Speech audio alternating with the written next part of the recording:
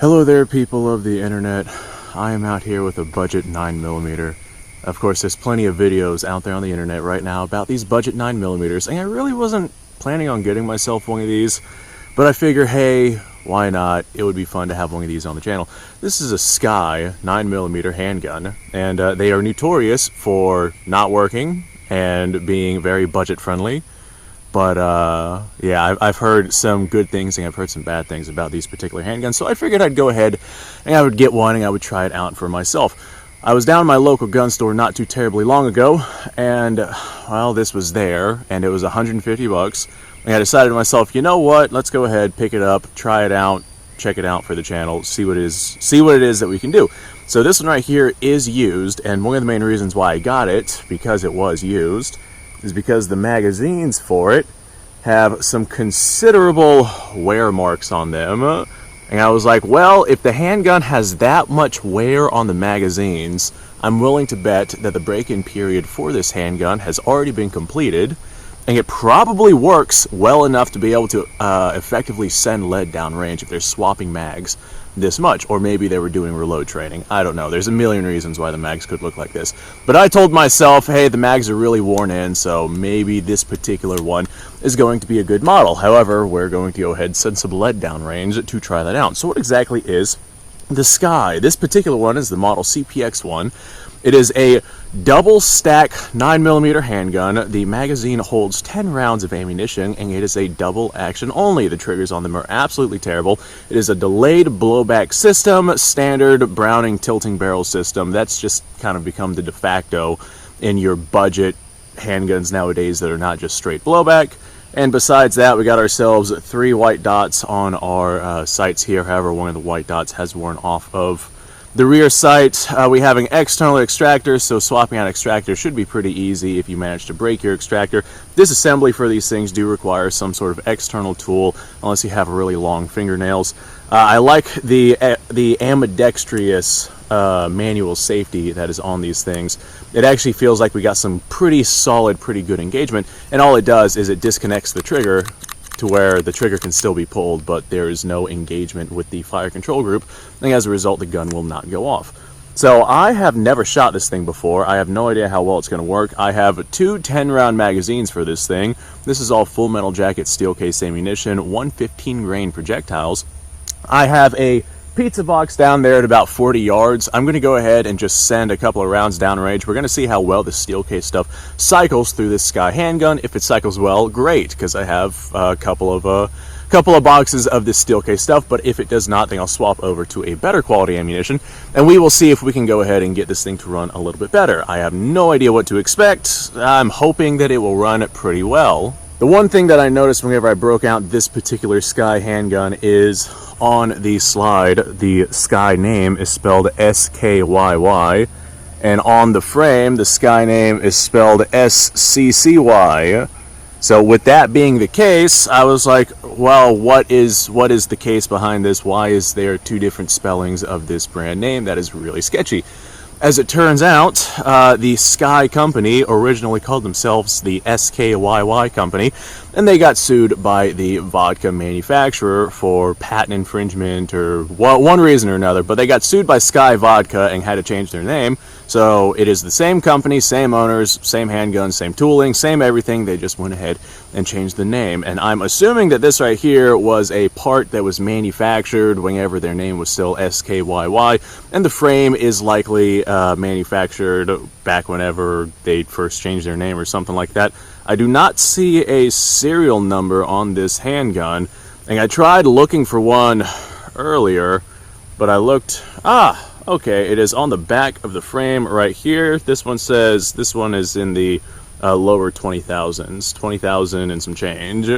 So I'm not sure if that is high or low in production, but I do know that if you make 20,000 guns, that is a good production run. And I know that these are still being made to this day. So let me go ahead, toss my ears on here, turn this on. I'm going to send a couple of rounds downrange. Let's say 3 rounds downrange. I'm going to see if I'm even hitting the pizza box. I'm just going to aim center. We're going to see if we're hitting high or low, left or right. And I'm pretty sure that these sights are not adjustable. but I'm willing to bet that the rear sight could at least be adjustable for windage, whether or not we're shooting left or right. So it is just dovetailed in there, and I do see a locking screw with that thing. So hopefully, fingers crossed, I would be able to adjust that if need be. But if I'm going to adjust for elevation, I imagine I'd have to probably do some filing and some grinding on one of these sights. All right, so this is 10 rounds, double action only, so it's not going to be a very accurate handgun to start off with. Let's go ahead and send at least one round downrange. All right, recoil impulse, not that bad. And we have a failure for the trigger to reset. Nope, I just kind of hit the safety with my thumb and our box fell down. Well, that's a good sign. That means we probably hit our box. Well, since I only have one round down there, it looks like we did successfully cycle this thing. I'm gonna walk down there, reset my box, see where I hit with that thing. My God, guys, dead center shot. First shot at 40 yards with this thing. Right where I was aiming. Let's send another one. All right, failure to fire. Let's try that again. There we go. And the box fell down again. Now that the box is on the ground, I'm just gonna go ahead and shoot it some more. I engage the safety again. Send another round. And another. It looks like I continuously engage the safety just with the size of my hands. I continuously engage the safety upon recoil. As the gun comes back, my thumb just kind of smacks that safety. I might have to just ride my thumb on top of the safety in order to send lead effectively downrange. Ow, that hurt. Failure to fire. Try it again. There we go, worked that time. Well, so far it is cycling very well. My one issue is that safety. I got to keep my thumb on it to stop it from extruding. And now we have, oh, safety engaged. So far it's working very well. Failure to fire, try that again. Failure to fire, maybe it's just out of ammunition. Okay, failure to lock back on an empty magazine. So no actual failures to cycle. However, we did have a couple of failures to fire. I'm going to chalk that up to the ammunition because this steel case stuff is getting a little on the old side. It's several years old at this point. Not only that, but this cheap steel case stuff has varying primer strengths. Some of these have heavy primers, some of them have light primers, some of them are sketchy at best. And this right here is not the only handgun that I've had issues firing this particular batch of ammunition from, so I'm not going to chalk that up to the handgun itself. However, we did have a failure to lock open. So I'm going to walk down there, have a look at our box, and I guess I'll bring it back over here so you guys can see it. All right, rather than bring it over here for you guys to see yet, I'm going to send a couple more rounds downrange. I went ahead and I set the box up in a way to where this time it probably won't fall down. So this is the same situation, same handgun, same ammunition. Let's see if we engage that safety again. Hold on, I got something in my eye. Okay, let's send a couple of rounds here. There's round number one. I felt like I pulled that one, so if there's one down there that's not where it needs to be, that was my fault. There's another. I hate this safety, dude. It keeps engaging itself upon firing. Ow, and holding my thumb on it hurts like a bitch. Yeah, I can't do that.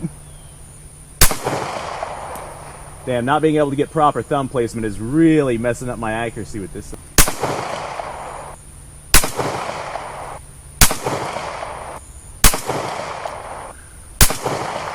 Okay, that time we did in fact lock open.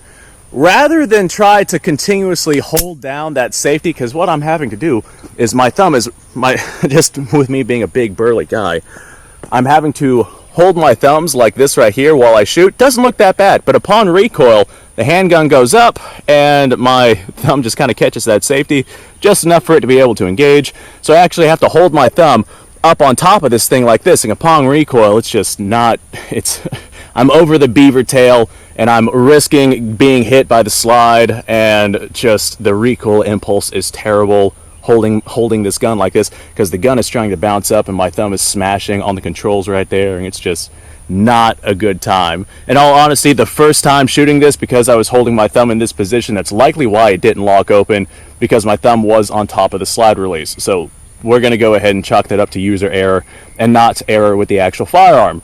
So every time I was firing, I kept having to push the safety down. In all honesty, I'm probably just going to remove this manual of safety altogether. I see a screw right here. I'll pull that out, and, well, I'll have a handgun without a manual safety. I do not plan on carrying this thing, so I'm not really all that concerned about that. Let me walk down there. I'll have a look at our pizza box, and this time I'll bring it over for you guys to see. All right, now the reason why I didn't bring it over the first time is because the pizza box was like this, laying on the ground, and I did not make very good shots with that because I had about this much target. I got 40 yards with a double action handgun, this much, still trying to figure out where it's going to hit and whatnot, was just not the best. So I did have 3 shots that I pulled. That was that was all me, 100% myself. So if we look at the box itself, right here is our group, about the size of my hand, rough estimations, I don't know, 6 inches, maybe 7 or 8. I'd say that distance is probably safely 6 inches. But we got ourselves about a hand-sized group at 40 yards with this double action handgun.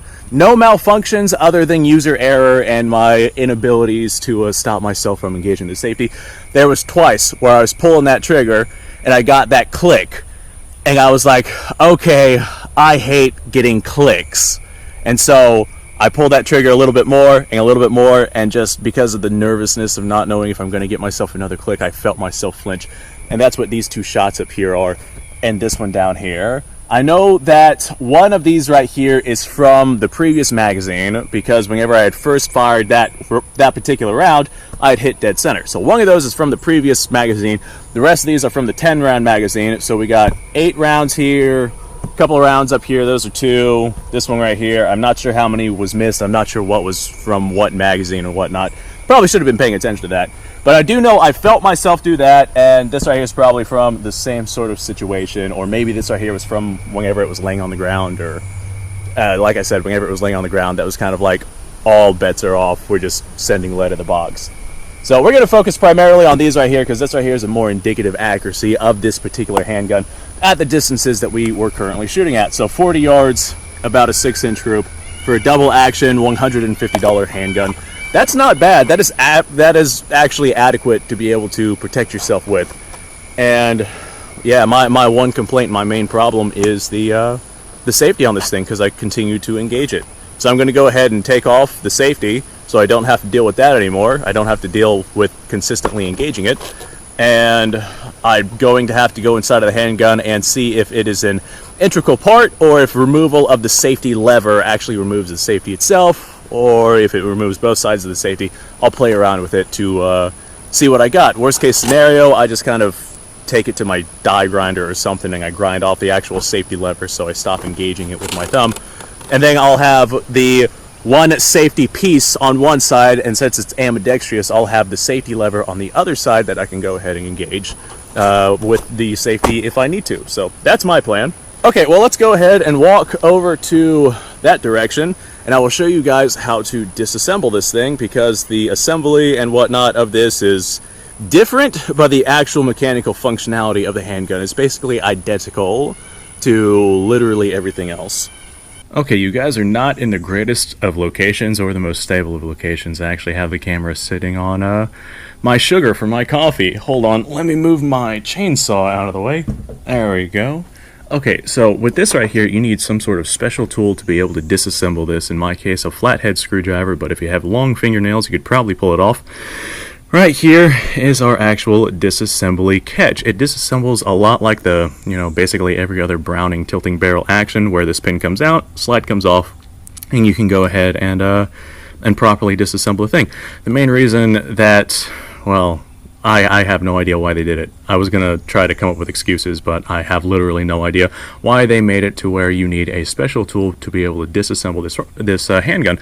And what I mean by that, go ahead and show clear here, definitely clear. What I mean by that is that you need some sort of thing to be able to get in here to be able to pry this pin out. That right there is a slot, and, well, you can't really get in there without a sharp object like a fingernail, or in my case a screwdriver. So the first thing you're going to do, make sure the gun is empty, of course, and you are going to lock the slide back just like so, and then grab yourself a screwdriver of some kind, and this right here just kind of pops out just like that. And right here is our retaining pin for our barrel. Let the slide forward, which is under spring tension. Don't let it fly off the handgun.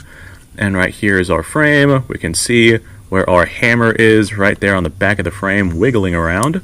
Go ahead and set that down. Right here is our very standard Browning tilting barrel action. Go ahead and take our spring off, and our tilting barrel comes right out. And right here is our barrel. The barrel actually looks really good. The rifling looks really good on this thing.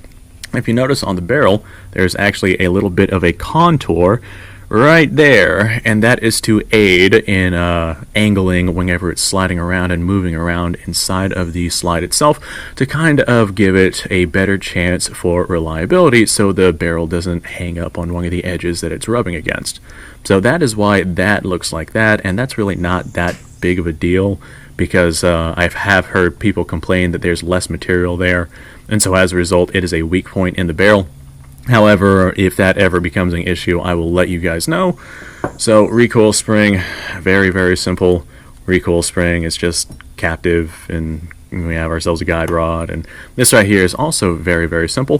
One thing I do like about the safety system of the SKYY handguns is that the firing pin right here, when pushed forward fully, it still does not come out of the front of the, where's our full, right there. It still does not come out of the front of the breech chamber right there, and, well, the front of the breech face right here. And that is because the hammer of the frame is consistently resting on that, oops, bumped the camera, you guys stay right there, is consistently resting on that firing pin, since this is a double action only handgun. And if it was consistently resting on the firing pin, and the firing pin was consistently resting on the back of a primer, you have a real chance of having some sort of unwanted discharge. So we definitely do not want that. The firing pin is actually spring loaded, and it bounces beyond the point of original retention, which is original retention being right there, which is where it sits in its non-firing state. It bounces beyond that point to extrude, is that the word I'm looking for? To poke past the breech face right here. And that right there, that forward momentum of it flying forward after being hit by the hammer, is actually what sets off that cartridge. Now, we do have some light primer strikes with this particular one. Perhaps the spring inside of this firing pin chamber is too strong and it's pushing the firing pin back a little too hard, or perhaps the hammer spring is a little too weak for what it is that we need. I don't know off the top of my head, and in all honesty, I don't really care. It's a $150 handgun. I might take this firing pin spring out and replace it with a weaker one to see if I can solve those light primer strikes, or maybe I'll swap over to a type of ammunition that I know doesn't have consistent hard primers, because like I said, this particular batch has had difficulties with firing, not from this gun, but from several of the modern production budget handguns that I've had, and that's just one of the issues that you get from doing what it is that we're doing. And what we're doing is playing around with budget tier handguns. So I'm going to show you guys a little tidbit, a little trick for putting this thing back together, because I got this wrong the first time and I couldn't figure out what was going on. Let me go ahead and make sure I got this in the proper orientation. Toss this into here best I can. There we go. Perfect. Just like that ish, I think. Looks good enough for me. Alright, now whenever we put our slide back on, you of course have to lock it to the rear so you can put your pin back in place. Your barrel has to be in a proper orientation in order to put it back in place. If your barrel, there's two locking surfaces on the barrel, or at least two surfaces where locking can take place. If you put this pin in front of the actual intended locking area on this barrel, then it will not be able to go into battery, because the pin will actually be holding the barrel back. As a matter of fact, I'll show you guys that right here. This right here is our actual locking area where this pin needs to protrude into that barrel, and that right there is where it needs to reside. If you take this pin and stick it anywhere else besides that particular locking surface, then of course that pin will be in the place and it cannot push the slide and barrel and whatnot forward to where it properly needs to be. So you have to pay attention to the proper orientation of where you're putting that pin in, and it's pretty easy to figure out if it is in the right spot or not. How I do it is I literally just lock the slide back, and then the barrel is just kind of free moving there without the pin, and you can see on the barrel how there is a locking block moving back and forth inside of that hole. You see the steel right there? Right there's our proper locking hole, and right there is where you can put that pin for an improper locking location. And if you end up doing that, then the barrel simply, well, the slide simply cannot go home properly. So we just kind of push that back in, and there should be a full assembly of our Sky. And now we can go ahead and run and gun with this thing again if we felt like. I don't feel like it. I'm going to go ahead and take care of the safety before I do anything else. But hopefully you guys enjoyed this little video. I know I had fun making it, so I'm going to say, hey folks, thanks for watching. Appreciate your time. Like, subscribe, share. Description below has a link to all sorts of stuff. Go ahead and go check that out. And, well, you guys go off, have yourself a fantastic day. I'm going to go ahead and play around with this thing a little bit, see if taking out the safety will ruin anything inside of the fire control group. And if it does, then I'll go ahead and just put it back together, and I'll probably just take it to my grinder and actually grind off the safe and fire lever right there. And whenever I do that, my thumb will stop hitting this one, and I can just use this one right here to do safe and fire in the event that I have to. And I'll still have this right here as a retainer. So I think that's probably going to be the better idea for this particular situation.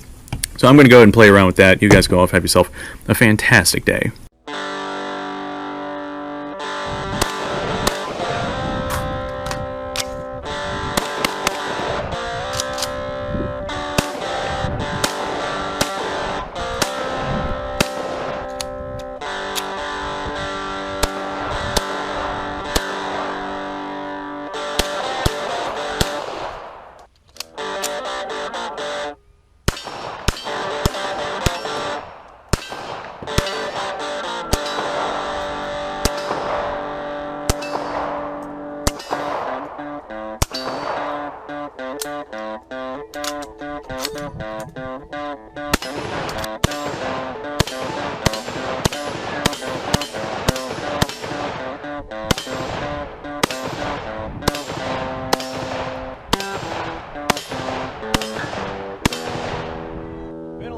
Since I've done this.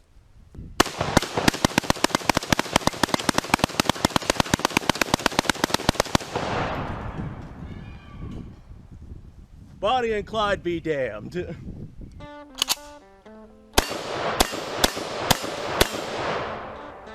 Poor man's Garen.